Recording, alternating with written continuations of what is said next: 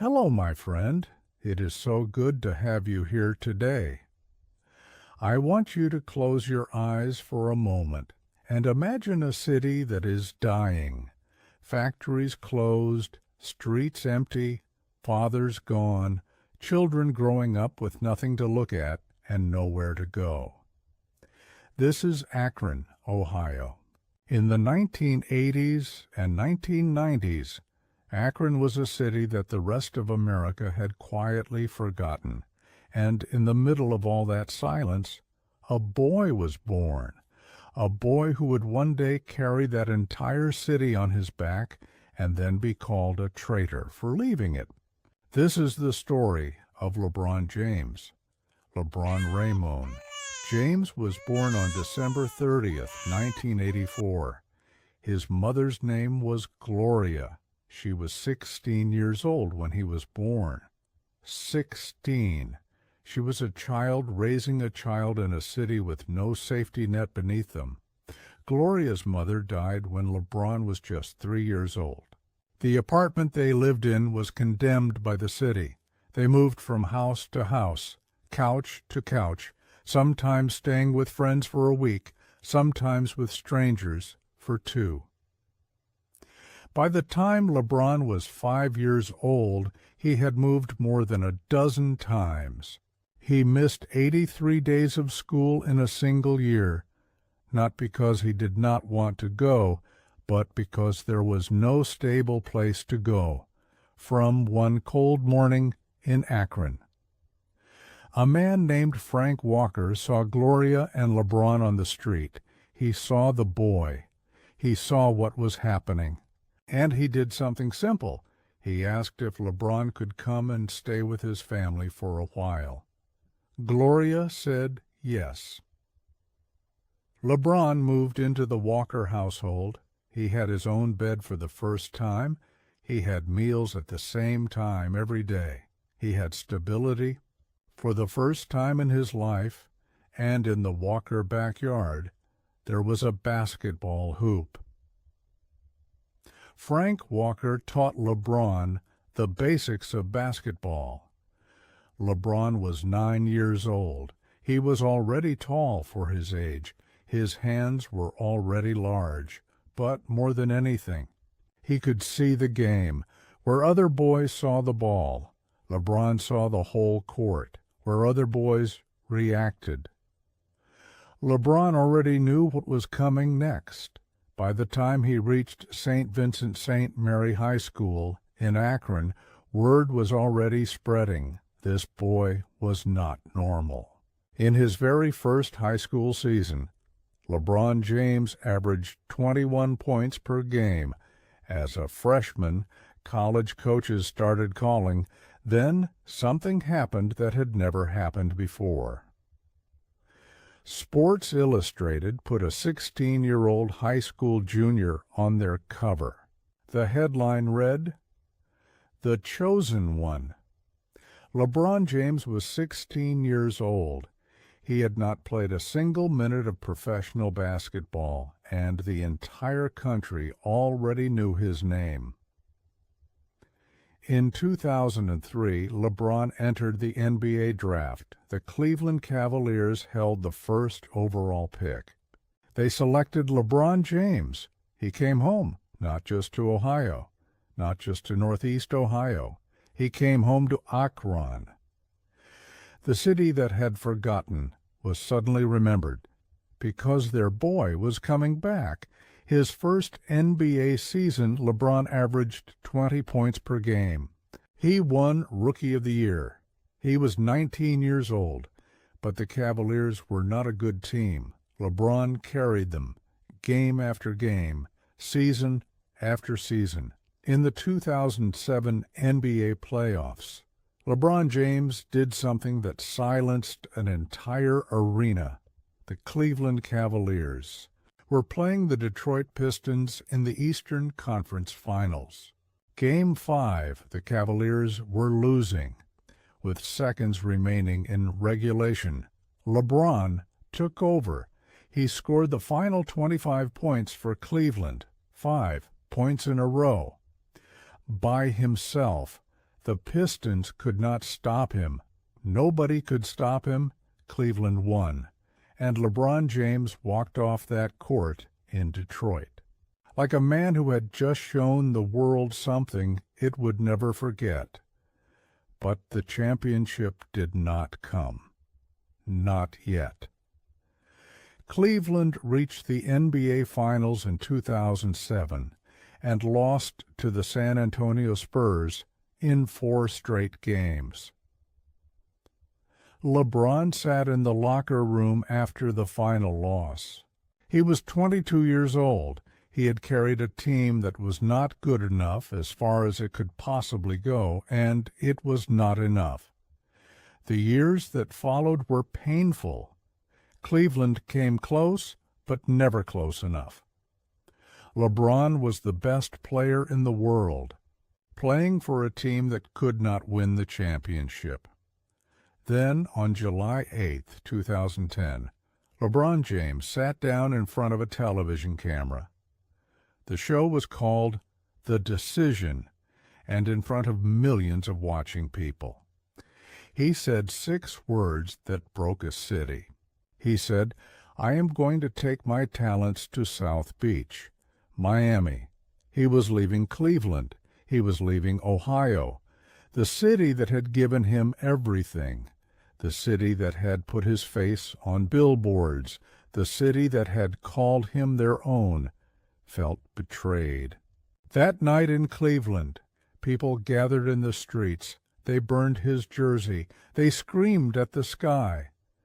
The owner of the Cleveland Cavaliers wrote an open letter calling LeBron a coward, a 25-year-old man who had given that city 7 years of his life, was having his jersey burned in the streets. LeBron arrived in Miami. He joined Dwyane Wade and Chris Bosh, the Big Three. At the announcement party in Miami, LeBron stood on stage and said something that the world would never let him forget. He said, "Not 1, not 2, not 3, not 4," promising championships like they were already bought and paid for. The basketball world turned against him. He was called arrogant. He was called a villain. He was the most hated player in the NBA. In his first Miami season, the Heat reached the NBA Finals and lost to the Dallas Mavericks. LeBron James had his worst playoff performance in years. He disappeared in the fourth quarter. In the biggest moments, he was not there. The critics screamed. They said he did not have it. They said he could not win when it mattered. They said he was not Michael Jordan. He would never be Michael Jordan. LeBron sat in the locker room after Game 6, and he made himself a promise. 112 NBA Finals, Miami Heat against the Oklahoma City Thunder. LeBron James was a different player. He was angrier. He was more focused. He was ready. Miami won in 5 games.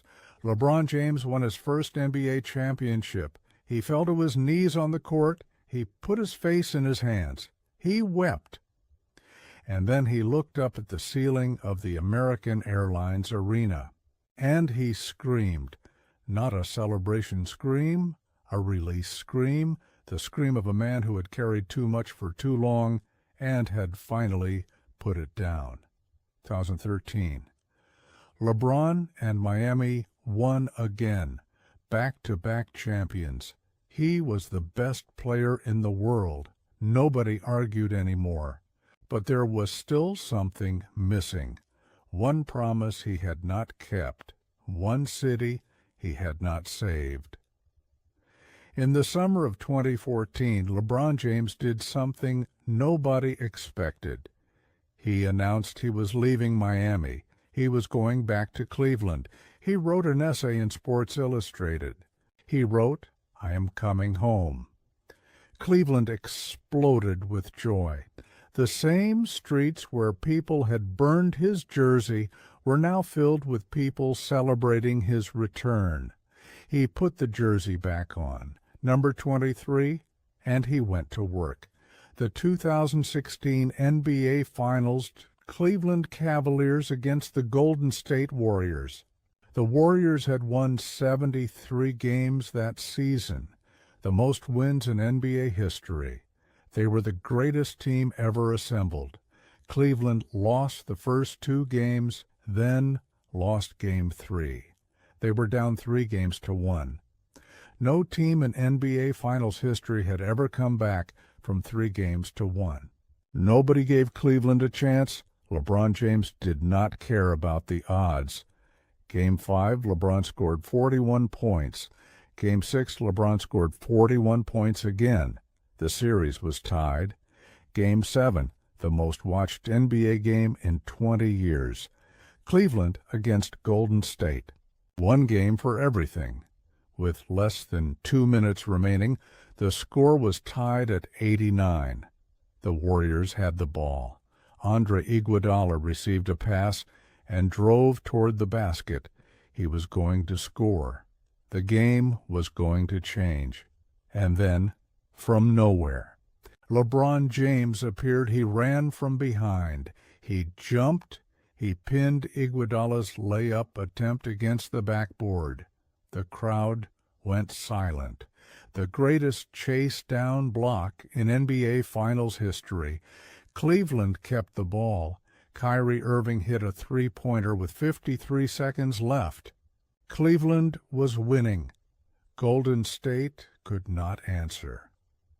When the final buzzer sounded, LeBron James fell to the floor. He pressed his face against the hardwood of Oracle Arena. His whole body was shaking. He was crying so hard he could not stand up. His teammates surrounded him. They tried to lift him. He could not move. He had promised this city. 12 years ago, a boy from a condemned apartment in Akron had promised, and now he had delivered, my friend.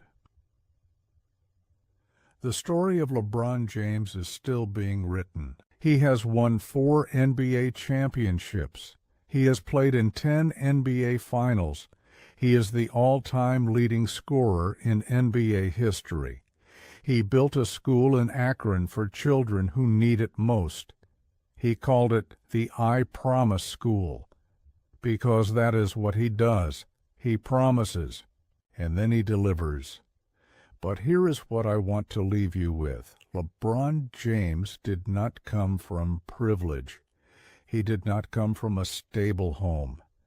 He did not come from a city with hope in its streets. He came from a condemned apartment, from a mother who was 16 years old, from a city that the rest of America had forgotten.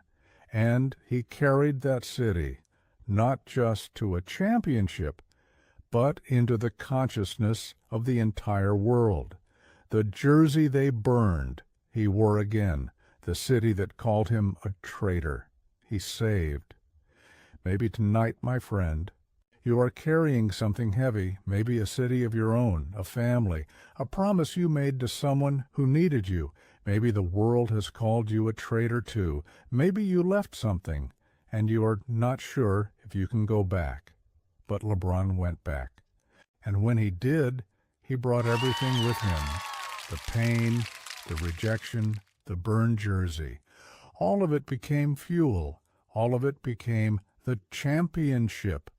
Your story is not over. Go back if you need to. Deliver what you promised. Thank you for spending this time with me today, my friend. If this story moved you, leave a comment below. Tell me which moment stayed with you the most. Was it the boy on the couch in Akron, the jersey burning in the streets, or the man with his face pressed against the floor in Oakland? I read every single word you write. Until next time, take care of yourself, and when the night falls, come back.